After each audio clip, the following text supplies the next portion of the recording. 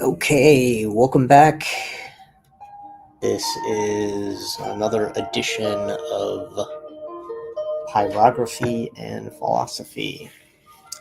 I'm going to be picking up where I had left off yesterday.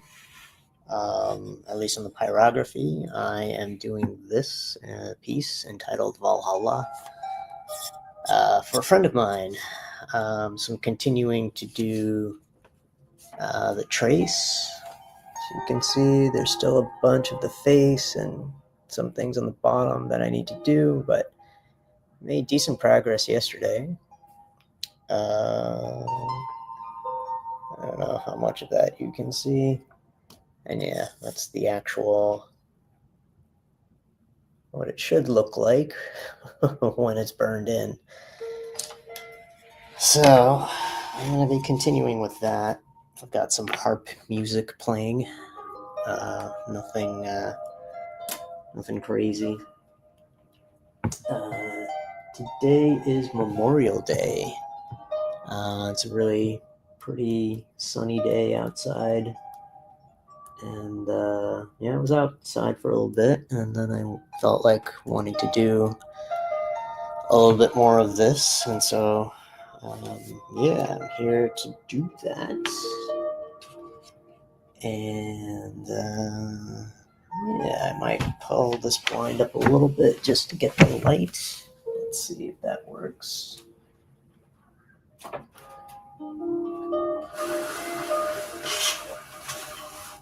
I'd have to go way up. Okay, hold on, let's try that anyway.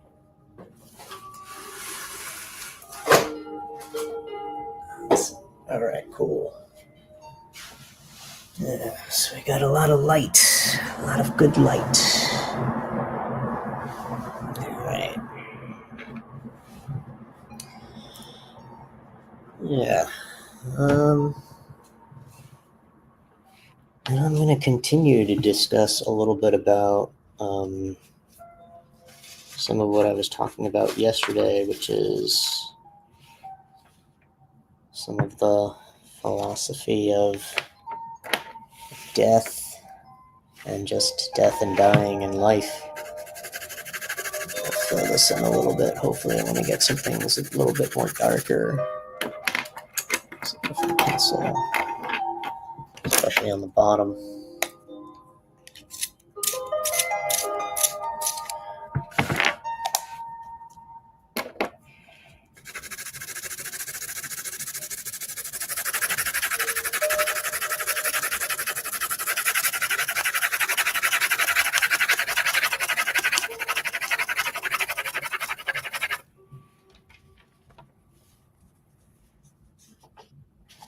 Yeah. Get this nice and dark. Something on the bottom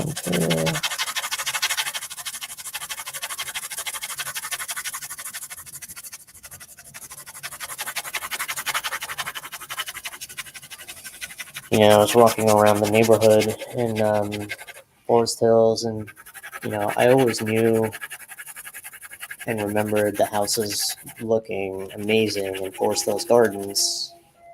That's the area that's really was the architecture of Fritickla Olmsted. So it has this whole aesthetic and look and feel to it. But on the other side of Queens Boulevard, by 108th, 109th, 110th Street, in between 67th Road and 70th Road, 70th Avenue. Gorgeous houses, like huge, just like 2 plots of land, looks like, that they were able to get, and looks really, really nice.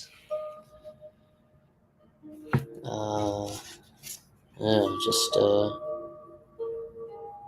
admiring it for what it is.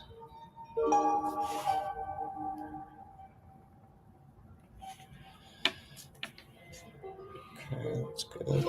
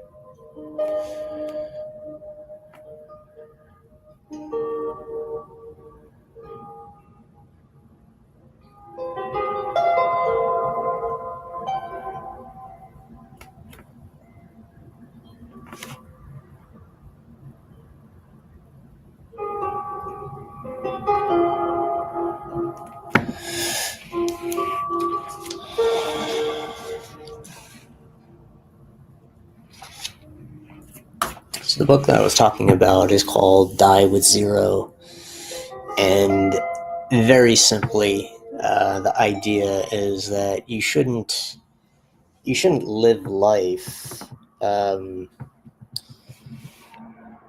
the point where you end up having money left over by the time you die. You should try to get as close to zero, aligning your death date and your bank account as much as possible. That's the layman's term idea. Why? Why would you want to do that? Essentially, the idea is that you optimize the time that you have using your money to generate experiences rather than just saving it for a rainy day and wasting it. So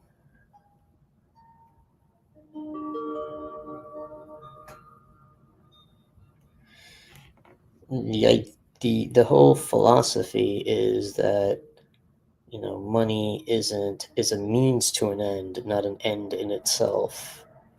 And you can't do anything with money when you're dead. And so if you have money left over by the time you're dead, it means that you wasted all of this opportunity to use it while you were alive. And part of that is because, a lot of times we just go on autopilot and we just save because that's what we're told to do. Just save your money and be careful with it, because we don't know what's going to happen. And that's not terrible. That's not like horrible advice, but what he's trying to say is that, you get carried away with it. You get lost in doing something that doesn't need to be. You should have and could have been way more intentional about what you were doing with your money, and that you if you thought it through a little bit, then you could have optimized more, and you could have used that money to generate higher quality experiences and more solid memories. So yeah, there's in the beginning I thought that, okay, well, I didn't even know why I bought the book, because just the ideas just seemed so simple and basic. Like, okay, yeah, get to the point where you don't have a ton of money sitting around in your bank account by the time you die. Yeah, it's easier said than done. You've got to do all kinds of calculations to figure that out, and what's going to be safe. But I think he's going through that in the book. And then the other big question is, okay, well, what about if you have kids? How do you ensure the kids have enough to be taken care of, and you want to leave them an inheritance? And he has an answer for that too. He basically just says, well, if you have children, you should just be giving that money to them now. Why are you waiting till you die? Because by the time you die, how old will they be? So most people, there's like a 20-year gap, 20 plus year gap, in terms of their age and their children's age. I think it's getting more now. More people are having children later and later in life.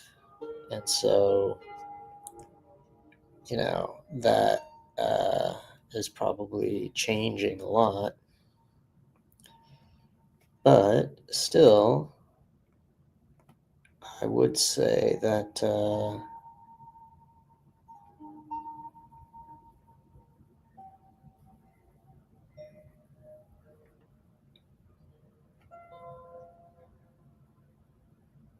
the argument is made that, when do people really need money? When is it? And the question is about need, and then the second question is about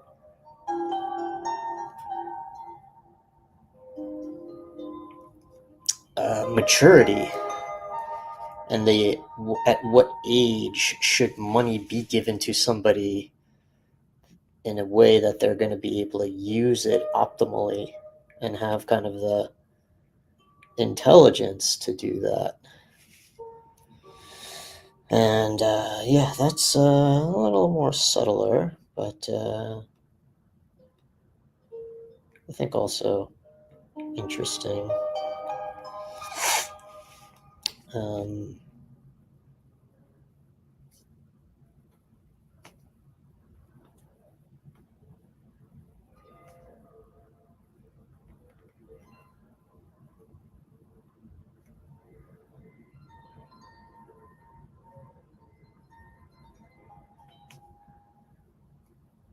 and so I think legitimate argument was made around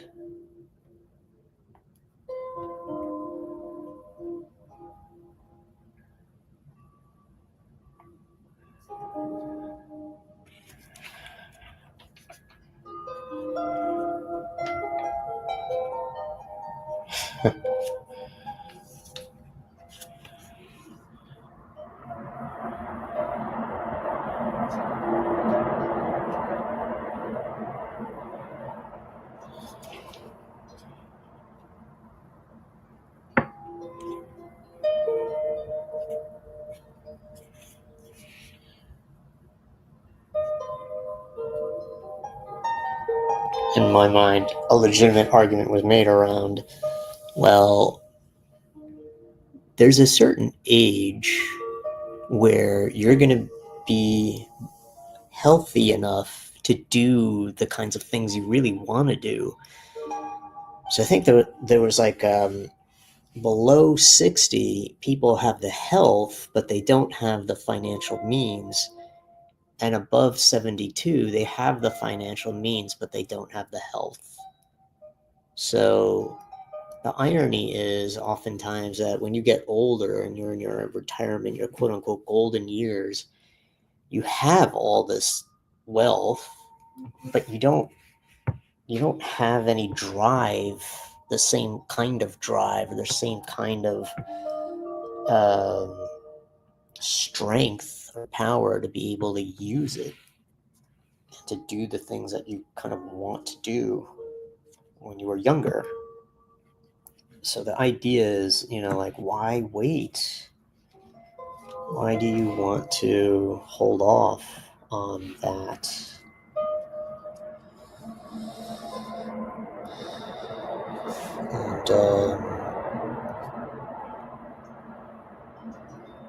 And, you can most certainly do that, but it will come at a cost. It will come at a cost.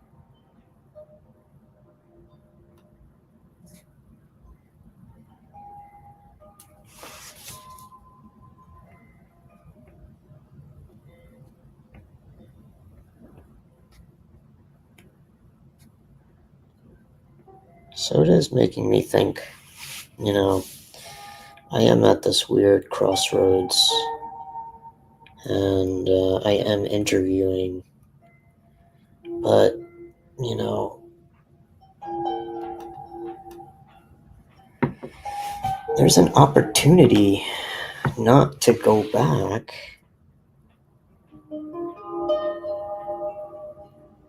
And I wonder if that's something that I should really be thinking more about rather than just jumping straight back.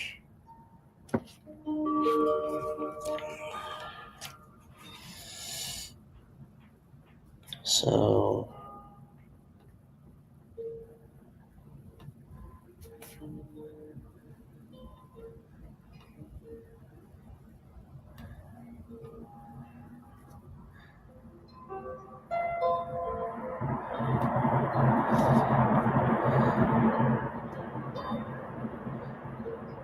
I feel like even if I want to go back, I'm not getting the opportunities. You know, I still haven't heard back from sales, and I pretty much know what that means.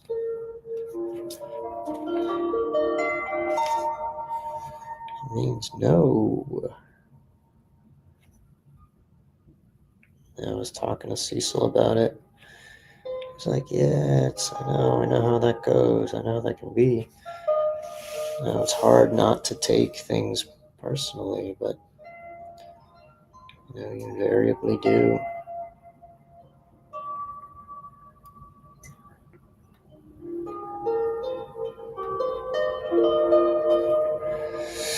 You really start to doubt yourself and, you know, your skills and what you really do or don't bring to the table, and,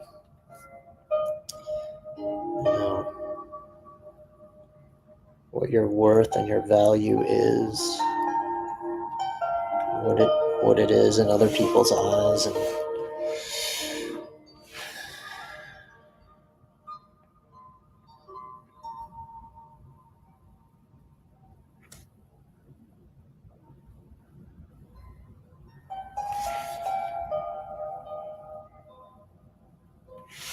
you know, I was doing a lot of experimenting with Claude, and I really thought it was very helpful, like shockingly helpful. And you know, I really realized like this could be, it's going to make such a huge difference in everything. You know, it's shocking what this stuff can really do, how much of an impact it could really have.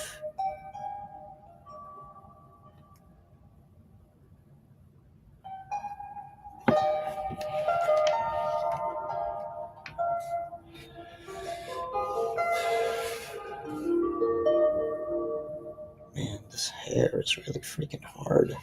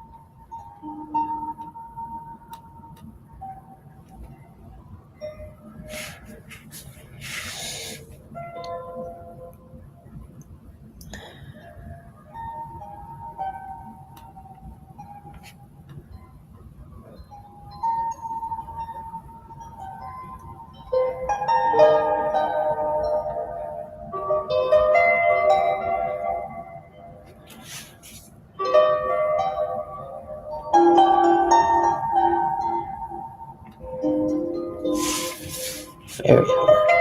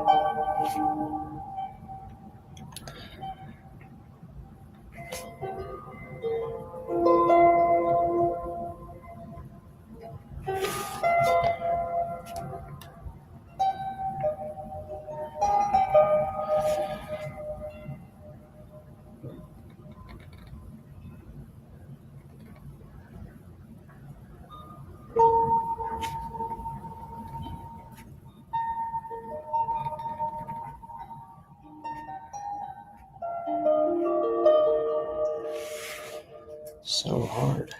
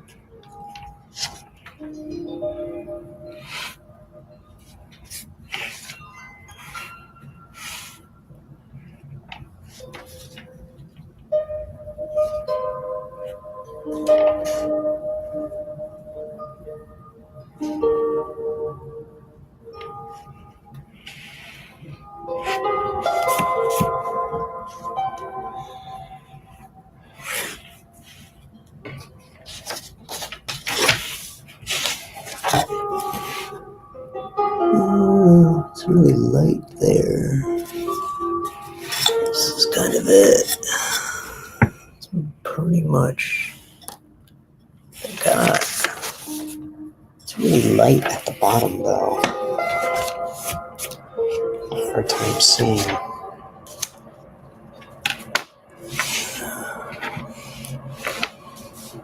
No.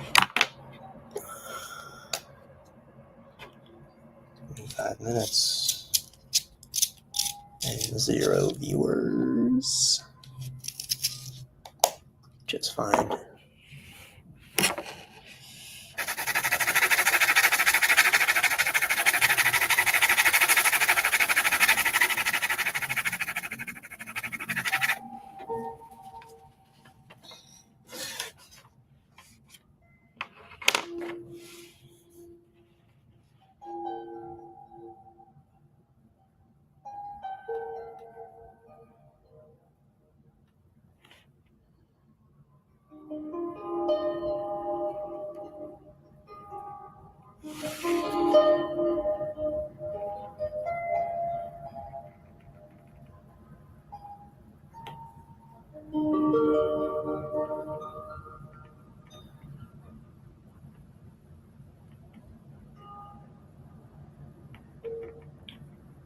It is difficult to talk while doing this because, particularly for some of the more detailed work, I feel like I really have to concentrate.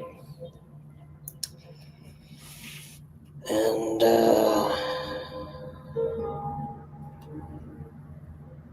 yeah, it's hard.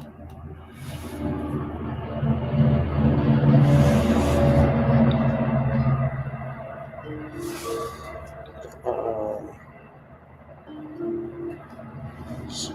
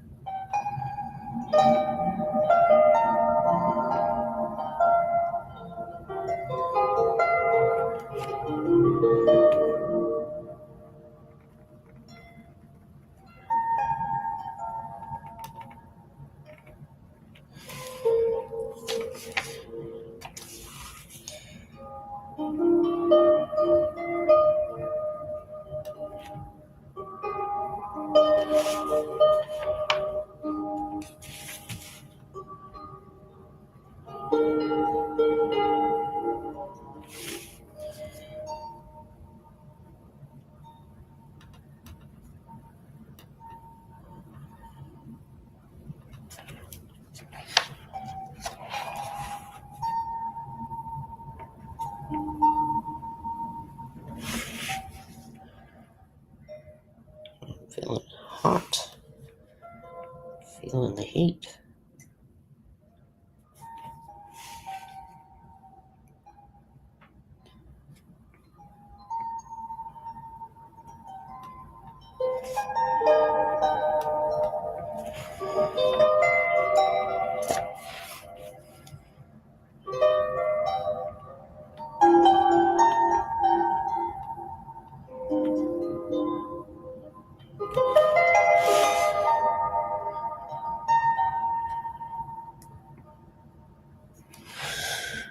Whew.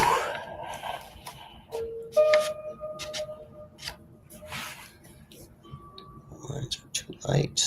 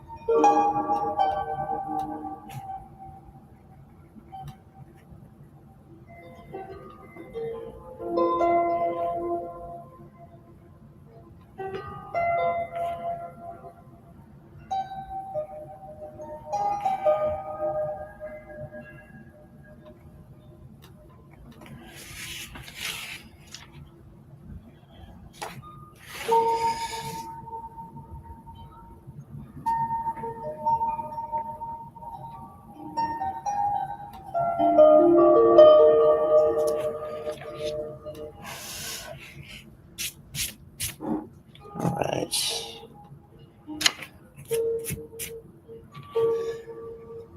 I think I have something, but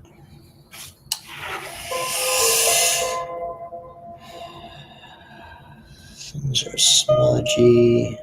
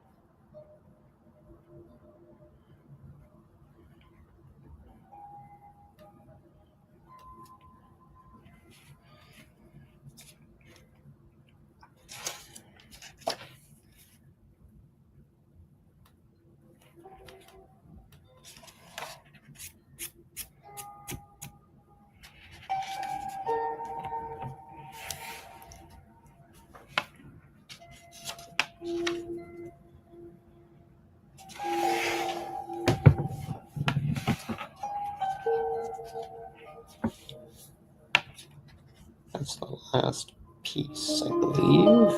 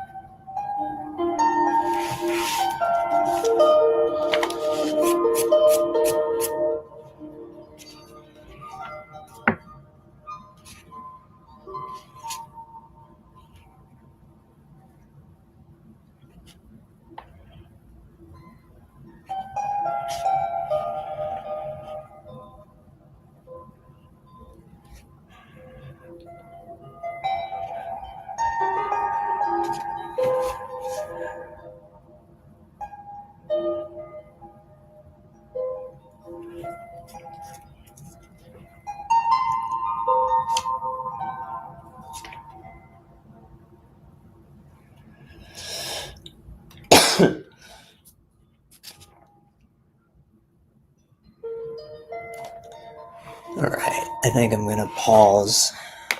So here's where we ended up. I think I finished doing the tracing.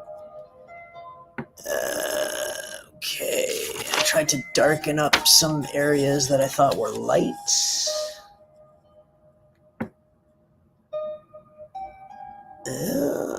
See that? Bottom. And that's more the top.